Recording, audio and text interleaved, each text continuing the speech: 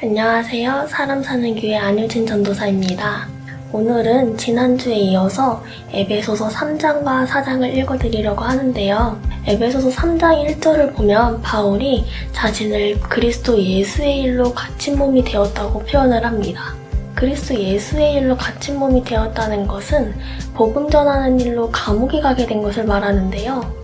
감옥에 가게 되면 아무래도 마음이 힘들 법도 한데 바울은 그러지 않고 되려 자신의 이러한 모습에 낙심하지 말라고 하며 편지를 계속해서 써내려 갑니다. 어떻게 그가 그럴 수 있었을까요? 궁금하시다면 제가 3장을 읽어드릴 때 비밀이라는 단어에 주목하시면서 읽으시면 좋을 것 같습니다.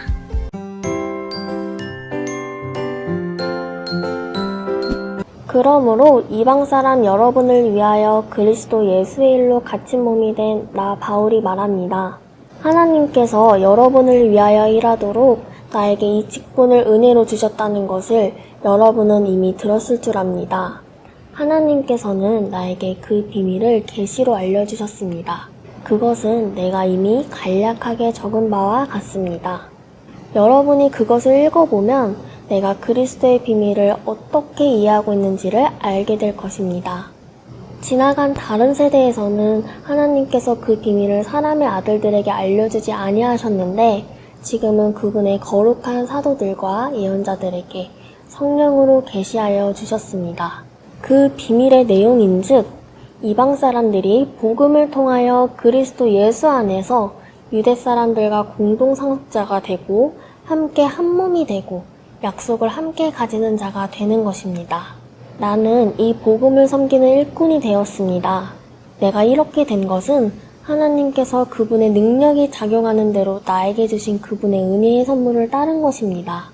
하나님께서 모든 성도 가운데서 지극히 작은 자보다 더 작은 나에게 이 은혜를 주셔서 그리스도의 헤아릴 수 없는 부유함을 이방 사람들에게 전하게 하시고 만물을 창조하신 하나님 안에 영원 전부터 감추어져 있는 비밀의 계획이 무엇인지를 모두에게 밝히게 하셨습니다. 그것은 이제 교회를 통하여 하늘에 있는 통치자들과 권세자들에게 하나님의 갖가지 지혜를 알리시려는 것입니다. 이 일은 하나님께서 우리 주 그리스도 예수 안에서 성취하신 영원한 뜻을 따른 것입니다. 우리는 그리스도를 믿음으로써 그분 안에서 확신을 가지고 담대하게 하나님께 나아갑니다. 그러므로 여러분을 위하여 당하는 나의 환난을 보고서 여러분이 낙심하는 일이 없기를 바랍니다. 내가 당하는 환난은 여러분에게는 영광이 됩니다. 그러므로 나는 아버지께 무릎을 꿇고 빕니다. 아버지께서는 하늘과 땅에 있는 각 족속에게 이름을 붙여주신 분이십니다. 아버지께서 그분의 영광의 풍성하심을 따라 그분의 성령을 통하여 여러분의 속사람을 능력으로 강건하게 하여 주시고 믿음으로 말미암아 그리스도를 여러분의 마음속에 머물러 계시게 하여 주시기를 빕니다.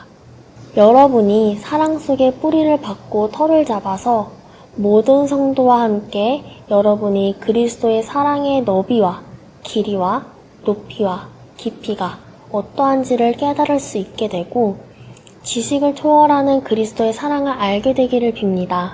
그리하여 하나님의 온갖 충만하심으로 여러분이 충만하여지기를 바랍니다. 우리 가운데서 일하시는 능력을 따라 우리가 구하거나 생각하는 것 이상으로 더욱 넘치게 주실 수 있는 분에게 교회 안에서와 그리스도 예수 안에서 영광이 대대로 영원 무궁하도록 있기를 빕니다. 아멘.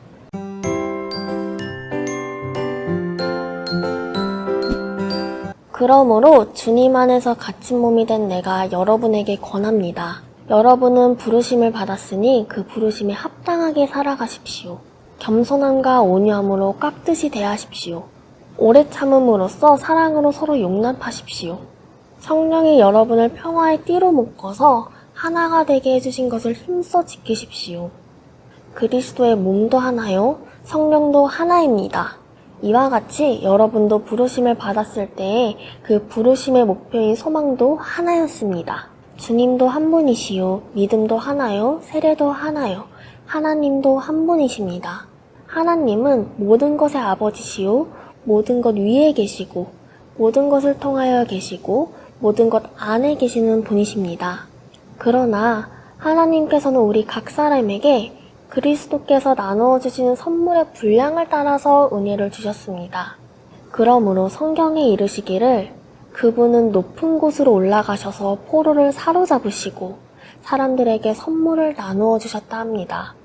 그런데 그분이 올라가셨다고 하는 것은 먼저 그분이 땅의 낮은 곳으로 내려오셨다는 것을 말하는 것이 아니고 무엇이겠습니까? 내려오셨던 그분은 만물을 충만하게 하시려고 하늘의 가장 높은 데로 올라가신 바로 그분이십니다. 그분이 어떤 사람은 사도로, 어떤 사람은 예언자로, 어떤 사람은 복음 전도자로, 또 어떤 사람은 목사와 교사로 삼으셨습니다. 그것은 성도들을 준비시켜서 봉사의 일을 하게 하고 그리스도의 몸을 세우게 하려고 하는 것입니다. 그리하여 우리 모두가 하나님의 아들을 믿는 일과 아는 일에 하나가 되고 온전한 사람이 되어서 그리스도의 충만하심의 경지에까지 다다르게 됩니다. 우리는 이 이상 더 어린아이로 있어서는 안 됩니다. 우리는 인간의 속임수나 간교한 술수에 빠져서 온갖 교훈의 풍조에 흔들리거나 이리저리 밀려다니지 말아야 합니다. 우리는 사랑으로 진리를 말하고 살면서 모든 면에서 자라나서 머리가 되시는 그리스도에게까지 다다라야 합니다. 온 몸은 머리이신 그리스도께 속해 있으며 몸에 갖추어져 있는 각 마디를 통하여 연결되고 결합됩니다. 각 지체가 그 맡은 분량대로 활동함을 따라 몸이 자라나며 사랑 안에서 몸이 건설됩니다. 그러므로 나는 주님 안에서 간곡히 권고합니다. 이제부터 여러분은 이방 사람들이 허망한 생각으로 살아가는 것과 같이 살아가지 마십시오. 그들은 자기들 속에 있는 무지와 자기들의 마음의 완고함 때문에 지각이 어두워지고 하나님의 생명에서 떠나 있습니다. 그들은 수치의 감각을 잃고 자기들의 몸을 방탕에 내맡기고 탐욕을 부리며 모든 더러운 일을 합니다. 그러나 여러분은 그리스도를 그렇게 배우지는 않았습니다. 여러분이 예수 안에 있는 진리대로 그분에 관해서 듣고 또 그분 안에서 가르침을 받았으면 여러분은 지난날의 생활 방식대로 허망한 욕정을 따라 살다가 썩어 없어질 그 옛사람을 벗어버리고 마음의 영을 새롭게 하여 하나님의 형상을 따라 참 의로움과 참 거룩함으로 지으심을 받은 새 사람을 입으십시오. 그러므로 여러분은 거짓을 버리고 각각 자기 이웃과 더불어 참된 말을 하십시오. 우리는 서로 한 몸의 지체들입니다. 화를 내더라도 죄를 짓는 데까지 이르지 않도록 하십시오. 해가 지도록 노여움을 뿜고 있지는 마십시오. 악마에게 틈을 주지 마십시오. 도둑질하는 사람은 다시는 도둑질하지 말고 수고를 하여 제 손으로 떳떳하게 벌이를 하십시오. 그리하여 오히려 궁핍한 사람들에게 나누어 줄 것이 있게 하십시오. 나쁜 말은 입 밖에 내지 말고 덕을 세우는 데에 필요한 말이 있으면 적절한 때에 해서 듣는 사람에게 은혜가 되게 하십시오. 하나님의 성령을 슬프게 하지 마십시오. 여러분은 성령 안에서 구속의 날을 위하여 인치심을 받았습니다. 모든 악독과 격정과 분노와 소란과 욕설은 모든 악의와 함께 내버리십시오. 서로 친절히 대하며 불쌍히 여기며 하나님께서 그리스도 안에서 여러분을 용서하신 것과 같이 서로 용서하십시오. 감옥에 갇혔는데도 불구하고 바울이 낙심하지 않을 수 있었던 이유가 궁금하시다면 비밀이라는 단어에 주목해서 읽으시면 좋을 것 같다고 앞서 말씀드렸는데요. 이 단어는 3장 초반에 계속해서 나오고 있습니다. 여기서 말하는 비밀은 유대인들에게만 적용될 것 같았던 구원이 바로 이방인들에게도 전파가 된 것을 의미합니다. 바울은 자신을 통해 하나님의 비밀이 드러나게 된 것이라고 말하고 있습니다. 비밀이라는 단어에 이어서 우리가 주목해보면 좋을 단어가 또 있습니다. 바로 4장에 여러 번 나오는 하나라는 단어인데요. 하나님께서는 우리를 한 사람 한 사람 하나님의 자녀로 불러주심과 동시에 우리를 하나로 불러주셨습니다. 그렇다면 우리가 하나가 된다는 것은 단순히 의견이 일치한다라고 이해하면 될까요? 아니요, 그렇지 않습니다. 여기서 하나라는 단어의 의미를 잘 보완해주는 단어가 또 있는데요. 바로 4장 32절에 나오는 용서라는 단어입니다. 이 단어는 아무 이유 없이 허락해준다라는 뜻입니다.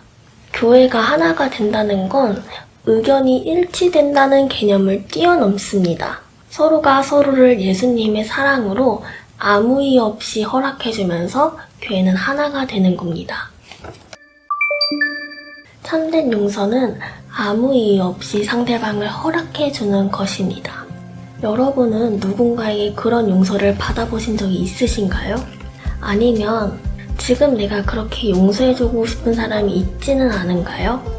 예수님이 아무 이유 없이 우리를 허락해주신 것처럼 우리도 아무 이유 없이 누군가를 용서해주면서 그렇게 살았으면 좋겠습니다.